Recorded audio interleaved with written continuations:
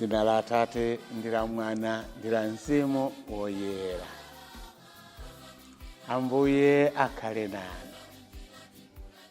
Abale okondeka, ndikulandireni pano pa programu yathu ya Tilankhuleni Ambuye. Lero ndi lachiwiri loyamba mu nyengo ya Advent.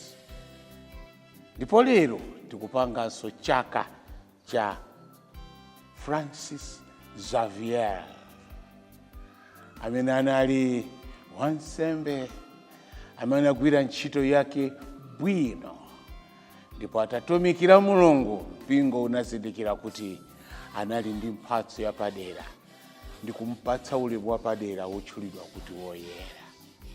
Mawu oyamba akuchokera m'buku la mneneri Yesaya mutu 11 ndime ya 1 mpaka 10.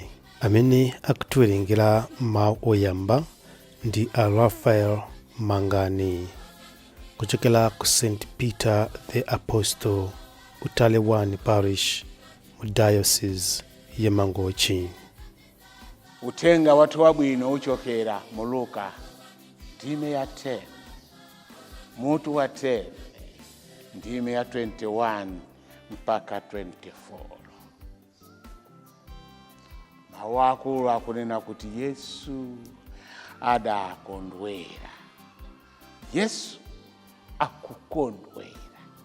Amene akutiwerengera mawu amthenga wabwino komanso kutigawira mawu ndi Reverend Father David Bello kuchokera ku Our Lady of the Poor, Chiringa Parish mu Archdiocese ya Blantyre.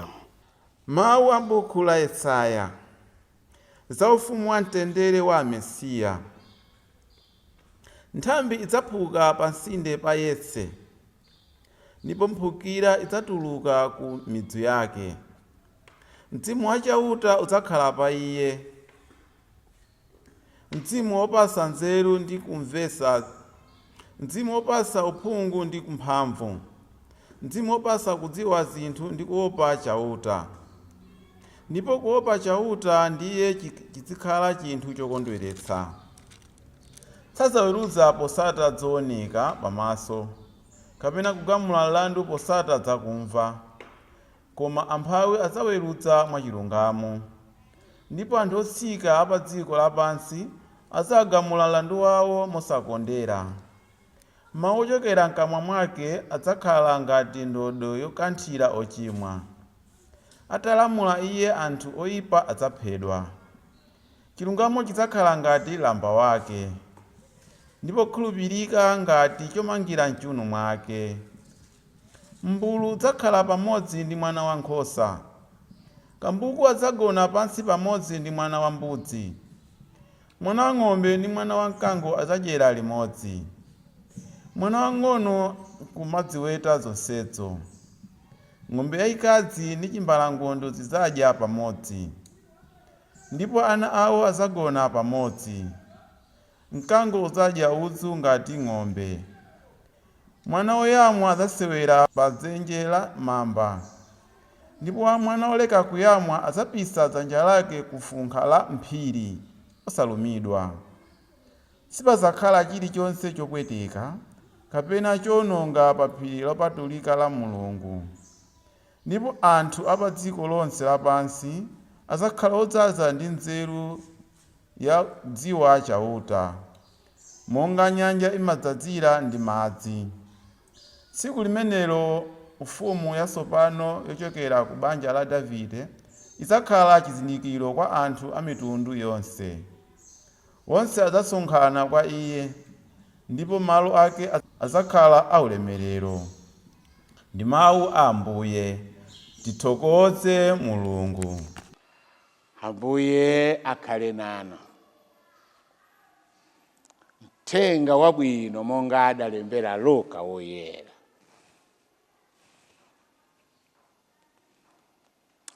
Nthawi yomweyo Mzimu Woyera adadzaza Yesu ndi chimwemwe, mwakuti Yesuyo adati, Atate, mwini kumwamba ndi dziko lapansi, ndikukuyamikani kuti zinthuzi mudaululira anthu osaphunzira, nkubisira anthu anzeru ndi ophunzira. Chabwino Atate, pakuti mudafuna kutero mwakukoma mtima kwanu, Atate adayika zonse m'manja mwanu. Palibe wina wodziwa mwana kupatula Atate okha. Palibenso wina wodziwa Atate kupatula mwana yekha, ndiponso amene mwanayo afuna kumuululira. Pambuyo pake Yesu adatembenukira ophunzira ake nawawuza kuti, ngodala maso amene akuona zimene mukuonazi. Kunena zoona, aneneri ambiri ndi mafumu ambiri adafunitsitsa kuona zimene inu mukupenyazi, koma sadazione. Adafunitsitsa kumva zimene mukumvazi, koma sadazimve. Tenga wamboye. Abale ndi alongo, mwina kuti tiwamvetse bwino mawuwa, tibwerere mbuyo. Mawu tawerengawa akuti Yesu adakondwawa.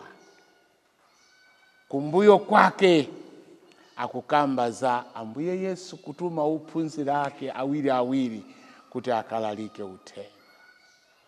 Ndipo ophunzira japobwera kuchokera kumene anapita, anabwera aliyense ndi mawu osonyeza chimwemwe. Ena iya tinalandiridwa bwino, ena ayi titafika pena ifeyo nafenso tinayamba kumachotsa ziwanda. Ndipo aliyense atapereka malipoti yake. Akuti Yesu ananena kuti ndinaona kumwamba ngati kutatseguka, Satana akugwa pansi. Tikatenga chimenecho ndiye tifike kumawu alerowa, kuti zachitika. Ophunzira apita akagwira ntchito yawo, abwera apirika malipoti yawo, akusonyeza kukondwa. Ndi pamenenso Ambuye Yesu akuti anakondwa. Mawu athu lero akuti atadzazidwa ndi Mzimu Woyera. Mwina tingoyerekeza pang'ono. Tiyeni tibwerere tingoyang'ana uthenga wabwino umene udalembedwa. Yesu ndi ophunzira ake atatu atapita pakaphiri pacha, ndipo Yesu adasandulika. Ndipo malo onse wakuti adasinthika, maonekedwe anasinthika.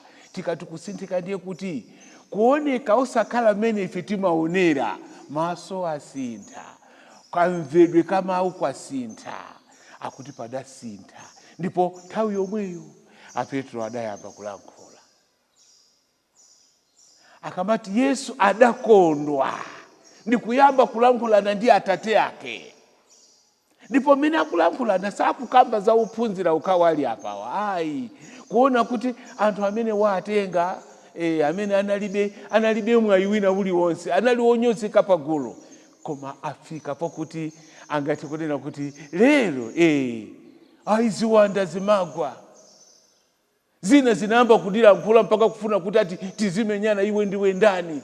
Ndipo ndinangonena kuti nzina la ndakutchulani inu abwana. Ndipo basi ndimaona zikugwa. Akuti Yesu anakondwa.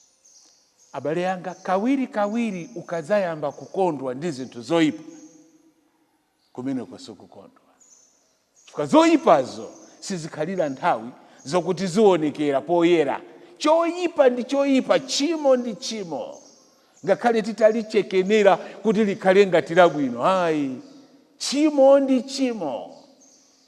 Ndipo chimo tiyenera kudana nalo.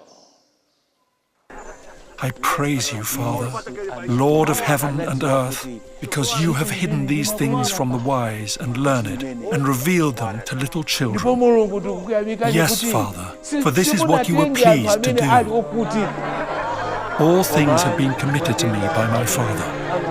No one knows who the Son is except the Father, and no one knows who the Father is except the Son, and those to whom the Son chooses to reveal him.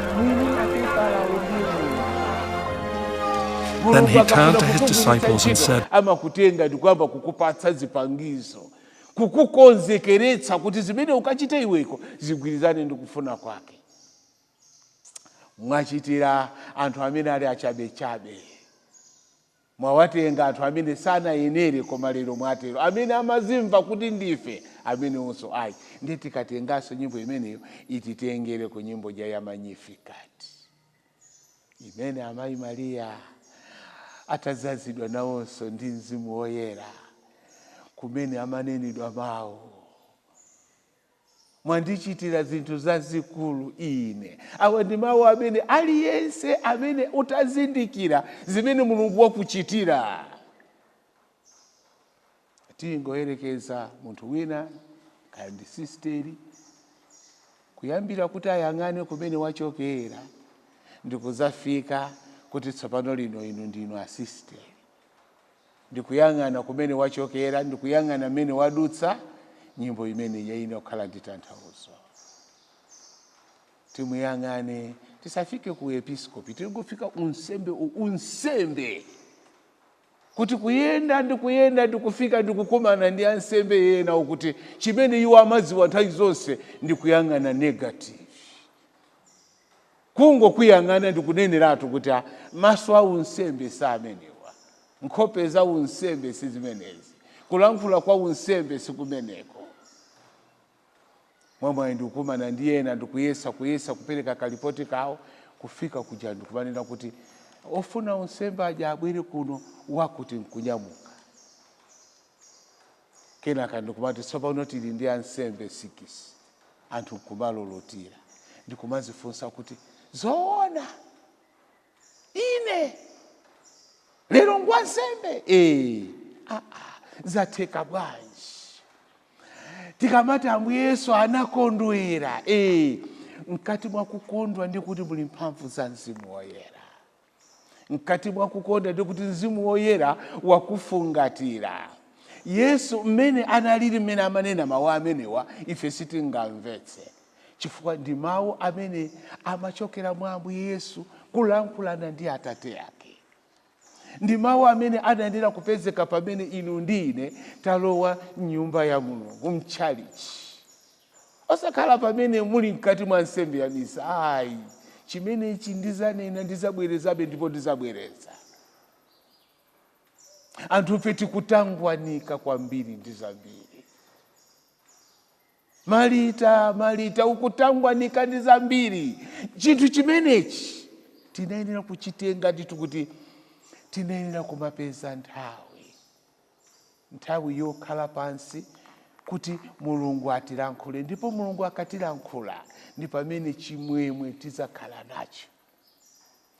Ukamatamanga kandi paparishipo ndikutamanga kupita, koma ukamuyiwala mwini wake wa unsembe, ifika nthawi imene mutope, ndipo mukatopa inuyo muyamba kuchita zosayenera. Chifukwa chani? Mwasiyana ndi mwini kampani. Kuti tikazafika poyiwala mwini ntchito, kuti ntchito imene ndifuna tigwireyi mwini wake ndi Yesu, ndikuyamba kumayigwira ngati sipoto ya kwadibanki ya kuwaterboard. Pamene tasiyana ndi mwini wake, chikondwerero cha mumtima sichimakhalapo. Umagwira ntchito mwina pofuna ndalama, chifukwa tifune tisafune kumene tikulowera ndikovuta kwambiri. Mtima wofuna ndalama uli ponse kuti munthu kuzozedwa lero mawa chimene afuna iye ndifuna galimoto. Mmene amalowa unsembe amafuna galimoto. Galimoto muyipeza ndi wakupatsani. Mafuna muziyenda mpite patali, muyenda masiku 2 3. Mukayendera ndimuona kuti chimwemwe chisichiri mu galimoto. mwina munafuna muli ndi mwayi wina munampeza wina waku dziko lakuti amene angakutumizeni ndalama. Ndalama mwafunsa anthu amene agwira ndalama kwambiri. Kuzigwira ndalama tikuziona ndalama kuti izi ndi ndalama, ndikumaganiza kuti muli zabwino. Kuyenda maulendo ndikuyenda maiko kenaka nkuona kuti kuthamangitsa mphepo. Akuti tikuthokoza kuti munaululira zinthu izi anthu ang'ono kuwasiya anthu ochenjera. Kuti pamene Mulungu watipatsa mpata kuti yeye watiyitana, sanatiyitane chifukwa chakuti ife ndife kanthu. Si kanthu, koma tapangidwa kukhala kanthu chifukwa cha yeye amene watisankha. Ndipo iyeyo akuyembekeza mwa ife kuti poyamba choyambirira chinali chikadakhala choti Ambuye mwandiyitana, mukufuna ndichite chani? Kuti mundiunikire potential yanga, mukufuna ndichite chani? Kulowa kandi usisteri kungufuna kukhala ngati sister wina aliyense. No. Kodi Mulungu amakondwera ndi chani? Mulungu amakondwera nafe pamene tikuchita chimene tidanena kuchichita, ndipo kuchichita bwino. Mulungu amakondwera nafe pamene ife tazizindikira chimene ife tili, kufoka kwathu ndikuvomereza kuti mkati mwa kufoka mwanga ndikufuna kuti inu Mulungu ndikutumikire. Mulungu samayembekezera perfection mwa ife. Amadziwa humanity is full of imperfections. Umuntu uli ndi kuthekera kwa kulephera pa zambiri. Koma mu munthu momwemo Yesu anabwera ndikuzana kuti titachotsa izi ndikuchotsa izi ndikuchotsa izi. Mmene mu Mulungu yamba kuonekera. Chifukwa Yesu atabwera pakati pathu amasatipasa chitsanzo. Kodi nkothekera kukhala munthu dziko lapansi ndikusachimwa ndikuti ndiye titani ndi amatipasa zitsanzo. Pamene Yesu anazindikira chimene iye anali, chimwemwe chinalipo. Amadziwa kuti zimene ndinabwerera panopo, ngakhale mtanda ukale uli apo, amauona. Yesu anali mwana wa Mulungu, amauona nthawi sidakwana. Amadziwa kuti mathero azonsezi azakakhalira pa mtanda paja, koma amakhala tsiku lililonse pa nthawi yake. Sungati lero uli ndi zaka 25 ndiye uzikhala ngati uli 65. Chilichonse pa nthawi yake. Lero ndili pa banja, khalani pa banja, mugwire ntchito ngati wa pa banja. Inuyo munasankha kuti mufuna mutumikire Mulungu, ndipo anakuwuzani kuti koma mukufuna inuzi ndizosakwatira nazo. Munakhala zaka 9, 10, 11 mudakazungulira maparishi monsemo, anthu kumakuonani kuti izi zitu mukalowa amene munangati ndinu wa Katolika, muziwe kuti muziti mukaona muzingomwera maso kuti Mulungu azikudalitsani. Bwanji kuti ife momwemo mukuvomera iwe ndikuti kungolowa usembe uja anthu kuda kuti awanda amene alowa dzuloli kunena kwake solo mati kuti mundichotse. Mabisala malemu Bambo Livata nthawi imene yali kwa Mendro Parish, andi mwamwe anayikidwa kwa Mendro komweko. Ananena kuti brother ayiwo anali mambo mfumu wanga kwathu kunguludi. Ndipo yomwewo atapangidwa transfer upita kwa Mendro, ine nditapasidwa mwayo kakhala ku parish for 3 months. Ndinakakhala nawo kwa Mendro komweko. Chocho ananditenga ngati kamwana kawo. Ndi anati brother simungathe kuchoka chowerama kuchokera kwa chonde muli chiyeramire ndikuzafika kuno pa parish. Sizitheka. Mukafika pena muzayiramika nsana wanu sungalole inuyo kutawana watwazo muli chiyeramire. Kwa sababu munalengedwe kukhala owerama. Mzimu wa usemo ntende. Zina la Tate, la Mwana, la Mzimu woyera. Amen.